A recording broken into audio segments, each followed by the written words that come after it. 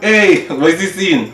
I am Reon, and this is Reese Teas. This is Reese Teas. And this is Reese Teas. And this is Reese Teas. Welcome to Reese Teas, where we have conversations that matter with people who care.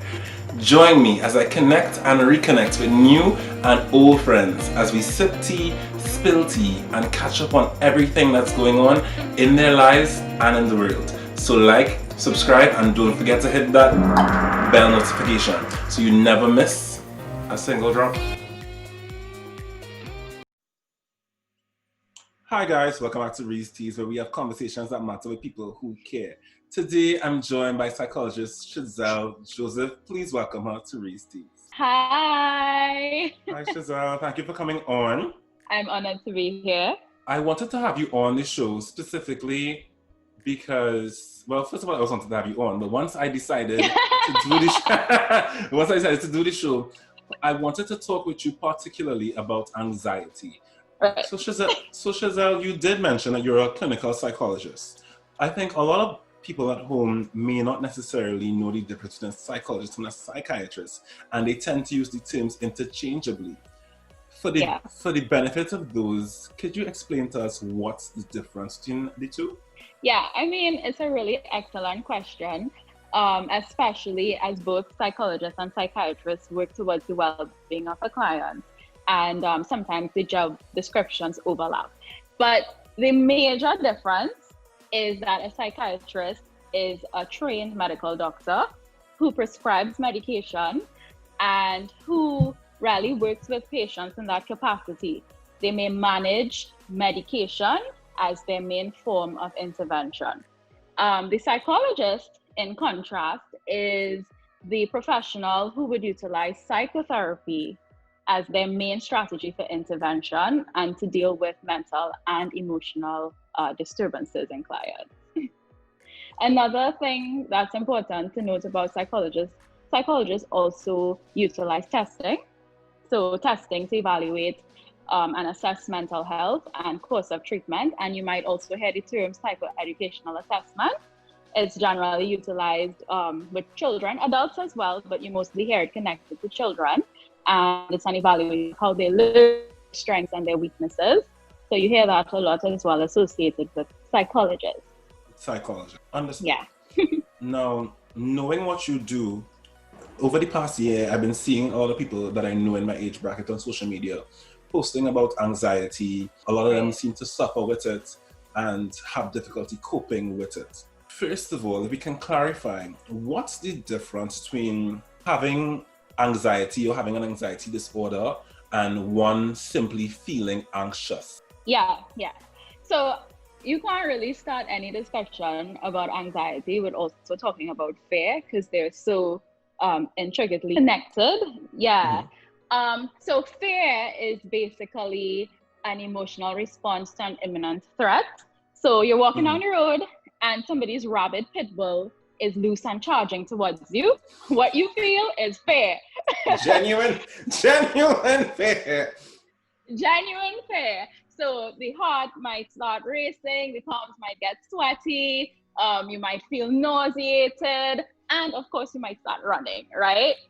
But the next day, when you think about hopefully the next day when you think about passing down that path again, you might start to feel anxious, right? Because yesterday when you passed there was a dog charging at you.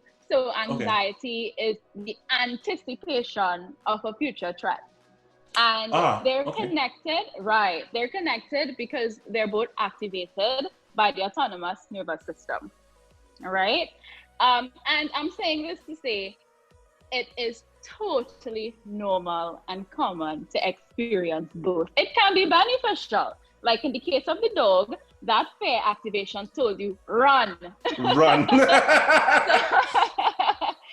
it can be beneficial. So a lot of people experience anxiety before a big event. If you have a job interview, a big test, or a medical examination, and usually when the event passes, the anxiety recedes. When we're talking about disorder, we're talking about something that's chronic. We're talking about something that's not beneficial. It becomes maladaptive. And when we utilize the term maladaptive, what we mean is that it affects functioning. So it starts affecting the quality of your relationships. It starts affecting your achievements at work. That's when we know we are looking at disorder. And that's when we kind of recommend that you seek evaluation and treatment. So when a person says I have anxiety, they are, what they're really saying is more than likely is that I have an anxiety disorder. Well, it depends. It really, really depends. Because as I mentioned, having anxiety is common. You can have anxiety. I have anxiety all the time if there's a big event coming up. Okay. The distinction is the disorder. We are looking at maladaptive behavior, things that affect functioning. Now, from your clinical experience and from research or epidemiological knowledge, do you think that anxiety is more prevalent in this generation, or does it just appear so because, well, my generation and the younger ones, they have access to social media, so they're able to announce that they have anxiety, but also, you know, or they have the vocabulary now to express it? Oh, yeah, that's an interesting take. I mean, if we just start at the top, I think a lot of people, they kind of access services a lot more frequently now. So just by that alone, you have more persons being diagnosed because more persons are accessing services. And anxiety disorders are among the most common disorders diagnosed. So we can start there. Yeah. What you do see is even though our ancestors and our generation, we pretty much have similar diagnoses, the popular ones, generalized anxiety disorder, social anxiety disorder, panic disorder. What we see is that the sources of them are a bit different. So our generation in particular, we develop a lot of anxiety about things like job searches, getting a job, right? About income equality. And of course, the big one, which you kind of mentioned before, modern technology. And modern technology is really related to anxiety in a number of different ways. Firstly, as you said, social media allows you that 24-hour connectivity. And a lot of people compare themselves to others online and feel inadequate and feel anxious. So that's one way in which anxiety can be rooted. And another way is, and because of that connectivity, we are never disconnected from work. So a lot of us have our email, our work email on our phone, right? Or another thing is that because we have cell phones now, they're calling us all the time. So Chezelle, listen. It's all I'll tell you from personal experience, there have been instances where I was not on call, but because they know me, or even sometimes in other departments, my name would have been like the first alphabetically, like when I was an intern, and they would call me, "Hi, Dr. Allah, are you on call? Do you know who's on call?" So it's like, no, it is 2:00 in the morning. This is not okay. It causes such anxiety. I can tell you that. Yeah, so we don't ever get disconnected. So it's a modern day problem.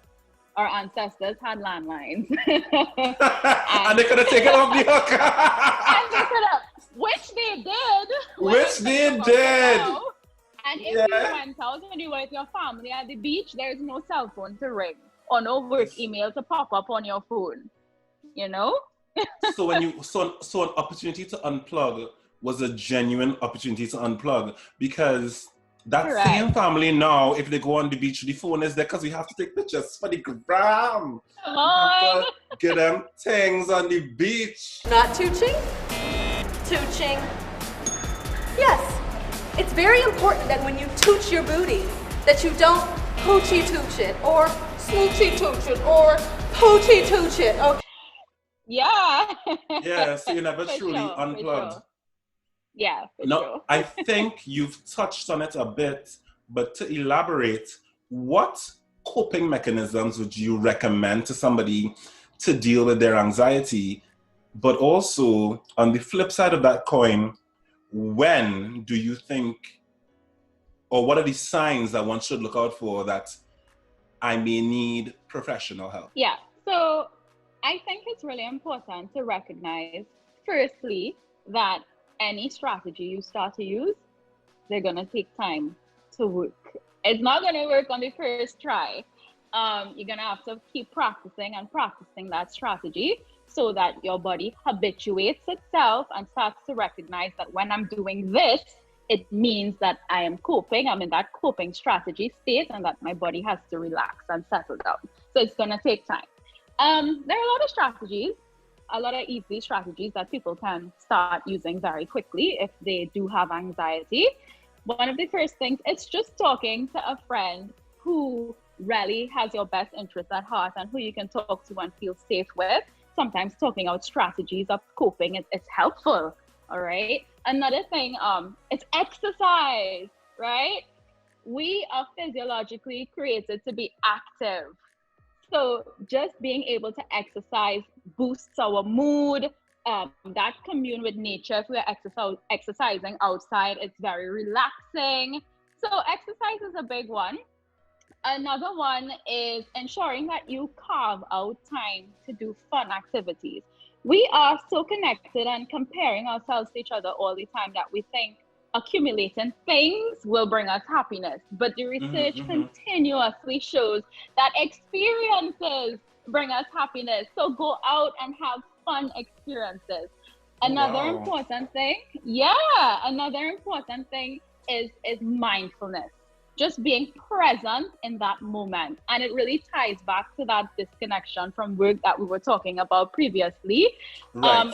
You really have to be mindful and present when you're with your family members. And it sounds simple and easy, but it's actually pretty hard to develop. It's hard to do. A lot of people, we see it time and time again, like you are out with your family or you are on a date or whatever, and depending on what you do, something work related comes up, or a ping goes up on the phone, or an email goes up on the phone, or a comment comes across a photo, and you are now no longer here in this interaction with trying to figure out how to fix that thing or rectify the situation. Or even if that doesn't happen, something happened at work and you're spending time with your family or having dinner, and you start, you know what Susie said today in work?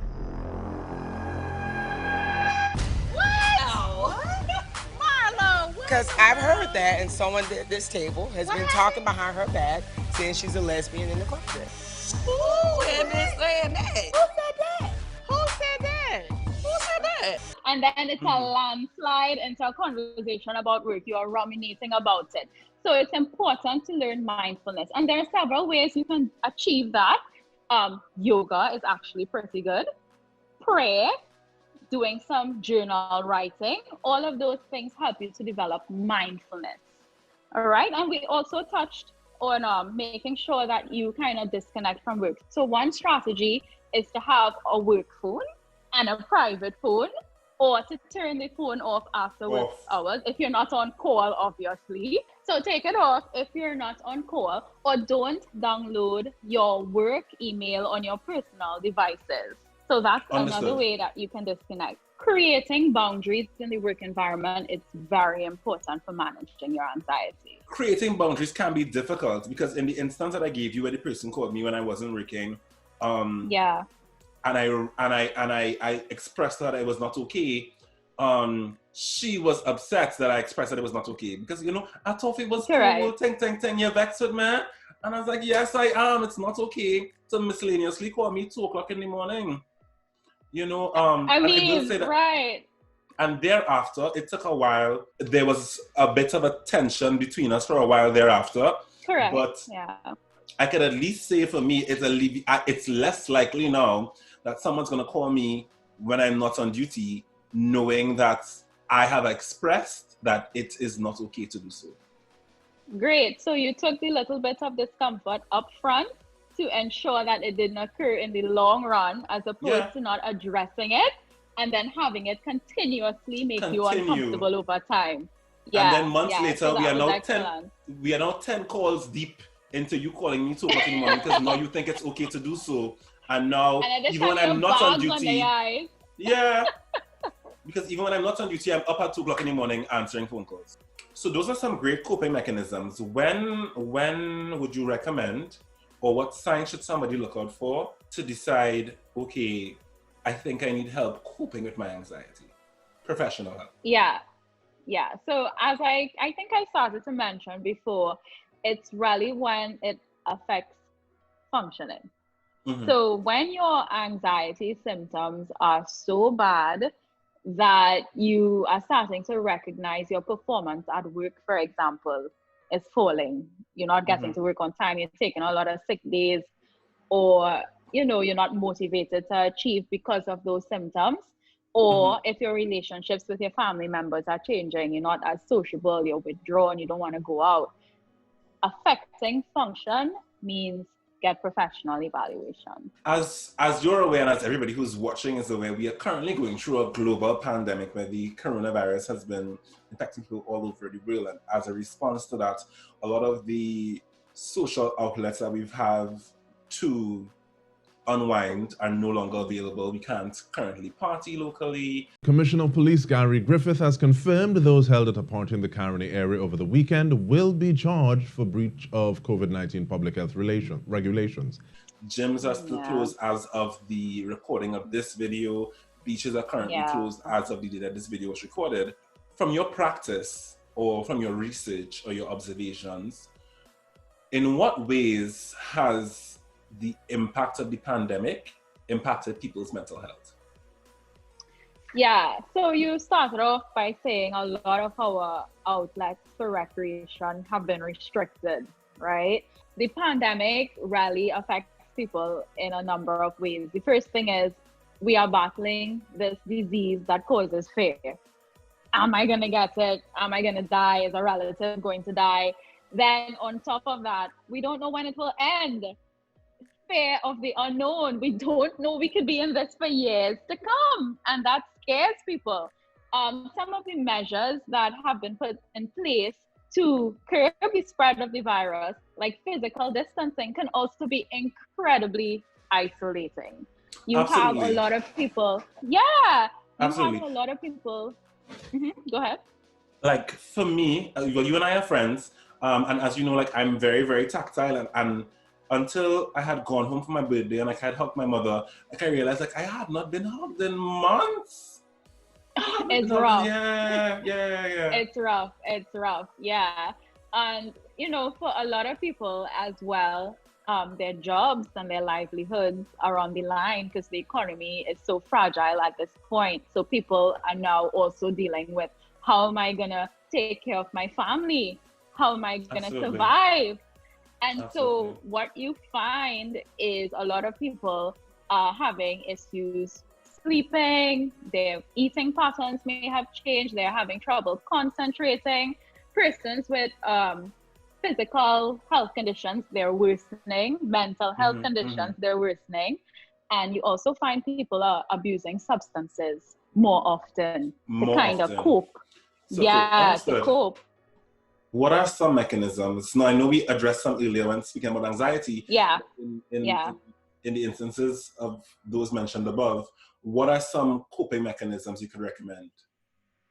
Yeah, so other than the things that we would have talked about, I think we live in an era of information overload. So one of the first things that you can do is restrict access to information. Choose one or two reputable sources of information and only get your information from there. Another thing is to restrict social media usage. So I looked at this program. I don't know if you've heard about it, but it's called The Social Dilemma on Netflix. Have you heard of it? I did. Yeah. And one of the things they talk about is that fake news spreads 4 times as quickly as real news on social media platforms. Yeah, so you definitely want to restrict social media access because you're going to hear some crazy stuff out there about the pandemic, and it's just going to cause you to feel needlessly anxious. Absolutely. Right? Another thing, even if you're physically distancing, you can still utilize your social media platforms or your video conferencing platforms to connect and reach out to family members. particularly family members who might be vulnerable and you can't physically see them. Absolutely. It's super important to take care of your diet and your overall physical health, because a healthy body is also a healthy mind. So I know a lot of us, we're kind of trying out all these different foods, and that's fine, making the doubles and making the pylori. I did it too, but in moderation. Absolutely. It has to For be me, in it was moderation. cookies. For me, it was cookies because Right. when food places closed down, I love Yeah. cookies at a particular local sandwich shop. I ain't giving them no free Hello. advertising. And when they closed down, I was like, where am I going to get my macadamia nut cookies? So I had to learn to make it myself and Right. went down a macadamia nut cookie rabbit hole.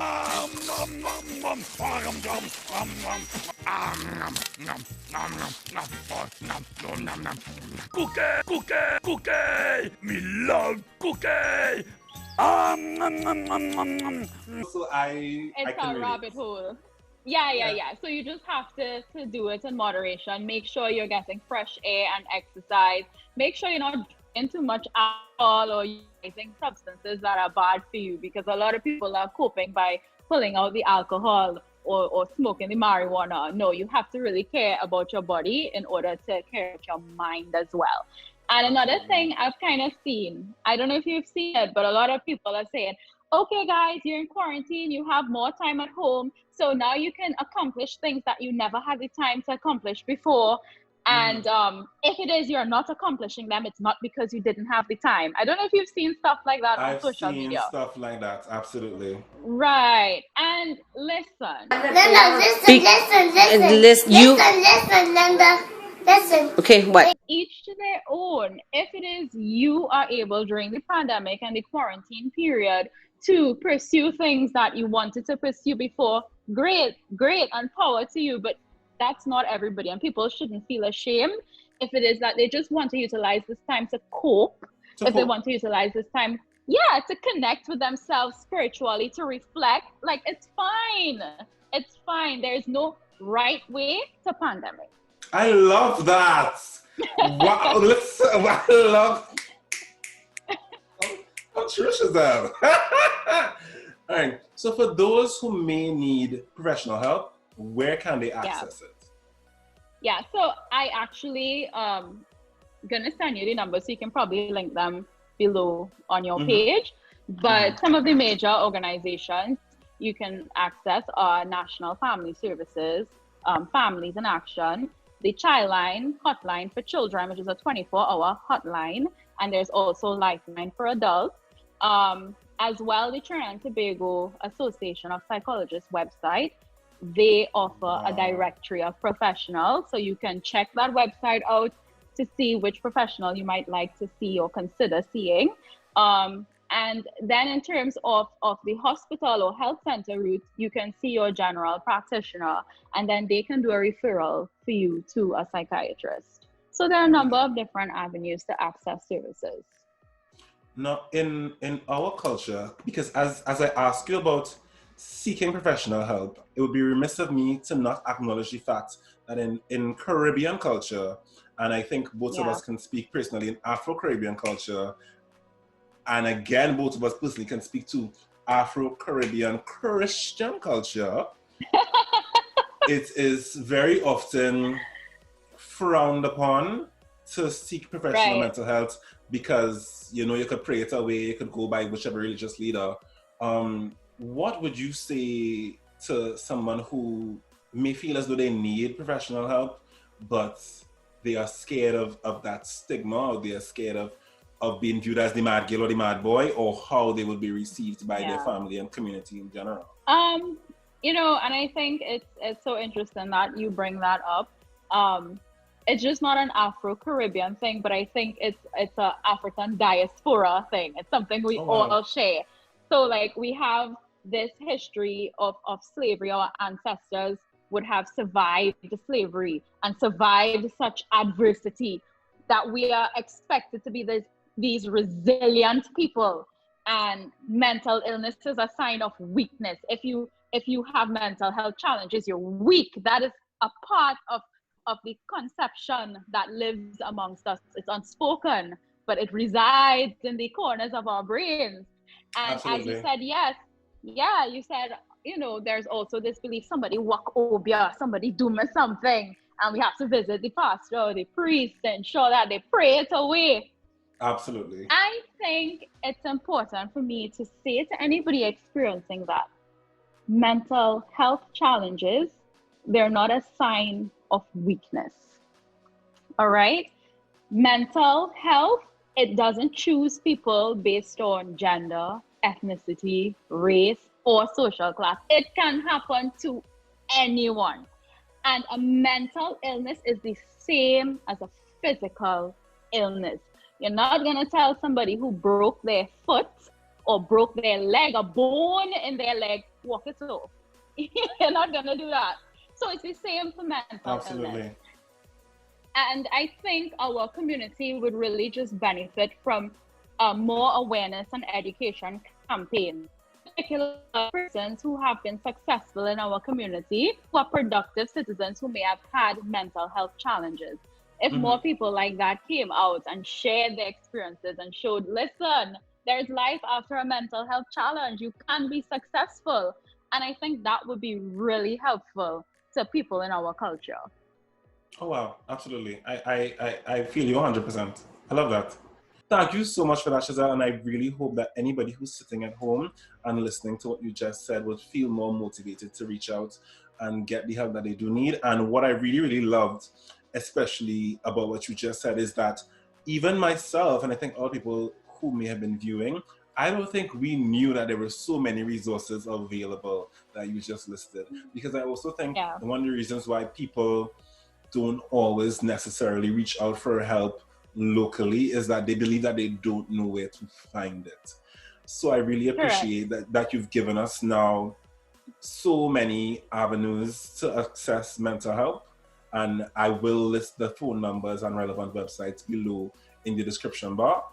And if anybody should have any other questions about how to access the relevant services, please put them in the comment section below, and to the best of our ability, I will try to guide you to where you may be able to access the necessary help.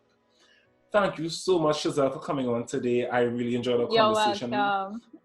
And I really hope that everybody who was watching as well enjoyed it. And I definitely learned a lot, and I hope that my viewers learned a lot as well. Comment below, guys. Let us know if any of the coping mechanisms that Chezelle mentioned today, are you going to try them? Have you tried any of them before? Or do you have any other coping mechanisms that have worked for you that you can suggest? Don't forget to like, subscribe, and click the bell notification. And Chezelle, I can't wait to have you back on again. Comment below and let us... Comment below, guys. Let us know if there are any other conditions or any other mental health issues you'd love to see Chezelle come back on and discuss with us. And we'll see you guys in the next one. Bye. Bye.